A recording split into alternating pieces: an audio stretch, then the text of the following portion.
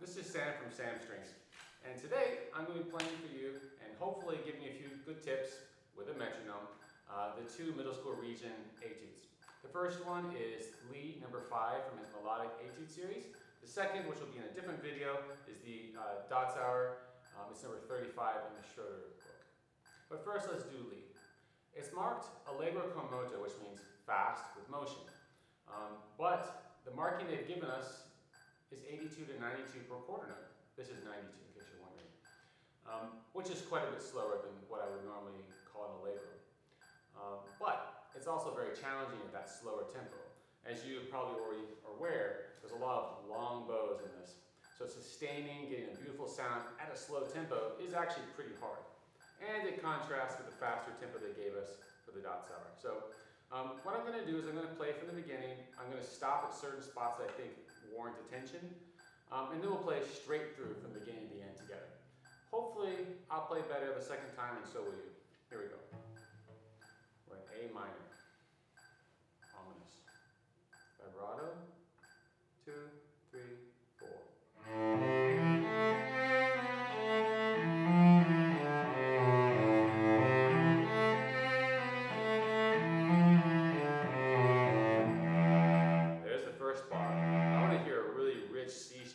But if I go up bow, and I don't let my arm pull the weight, a lot of times we'll get a scratchy sound. Okay, so be aware of that. Let's try it.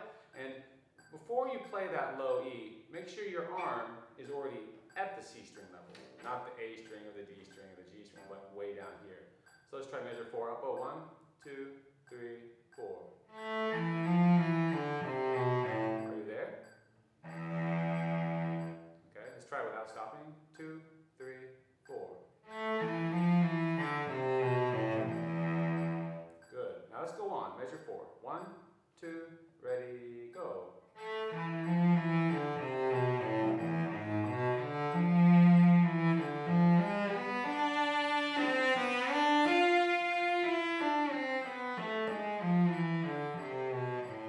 Did you notice that I made a crescendo and then we fell back down? Why would I do that? Well, the music's going up, so typically when we get higher notes, we crescendo, and the opposite when we get go down. Also, we have some interesting intervals. We have the augmented second, right? And then we fall down once again with another. So it makes it a little more interesting. So don't be afraid to play musical. Okay, but stay over the tempo, okay? So here we are, let's do just from measure 4 again. We're going to go on. 2, 3, 4.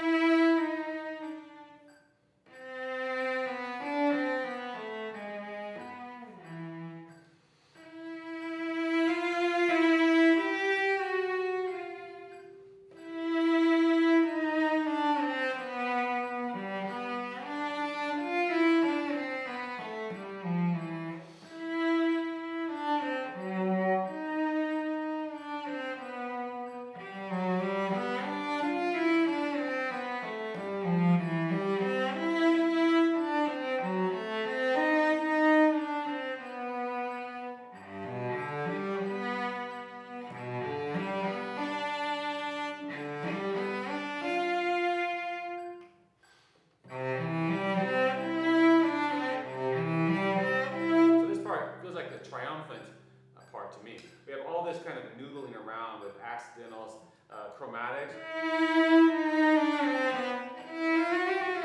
all these kind of half-step movements, and all of a sudden we get to this nice C major. Also, these broken up the bow, so no longer are we doing 4 beats in a bow. We're doing 2 beats in a bow, so you can really open, expand. Here we are at measure 36. 2, 3, 4.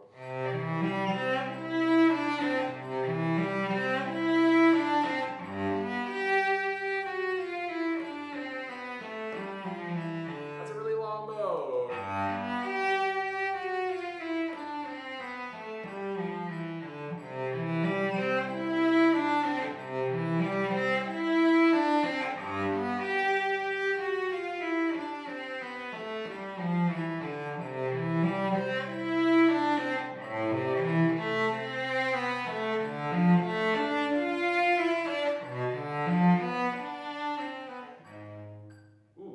That's surprised, right? So here we're using our whole bows, and all of a sudden we have this G sharp. Where is that coming from, right?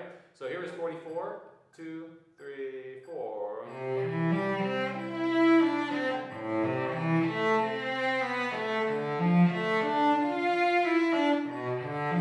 Less. Notice where my bow is. I'm at the middle, right? Before I was using the whole bow, so if I did that, I'd be stuck here. But I've got to get to the tip for this part. So if I can stop a little bit earlier, I can get there faster. So here's the whole passage from 44.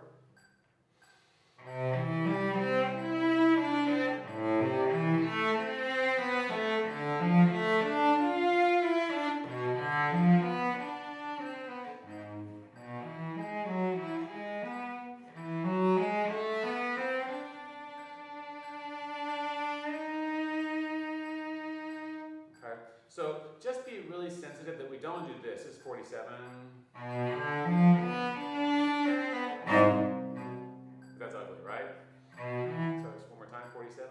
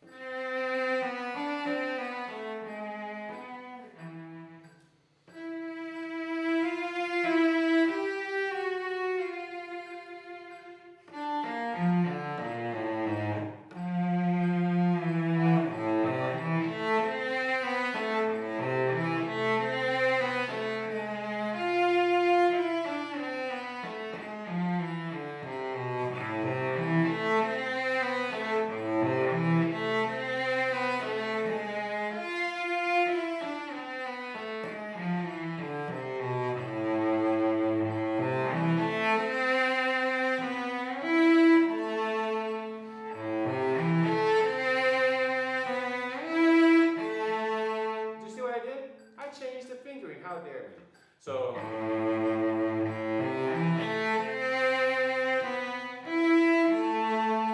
that's written in the part. Well, the 4 is, the 1 isn't.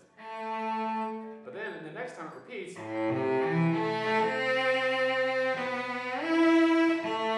1, 1. Why? Well, when you repeat something, do you ever say it exactly the same? Not usually, especially if you do it right in a row. So let's say your dad wakes you up in the morning. Sam, wake up. Okay, Dad. Yeah, sure. 2 minutes later, you're still in bed. Sam, wake up. Okay, I will, real soon. And then you fall back asleep. And then finally, wake up, and he shakes you, right? Okay, so music is the same way, right? The more you repeat something, the more emphasis it needs to have. And sometimes more interesting. Okay, so here's measure 68. You could do how you wish, but this is how I would do it. 68.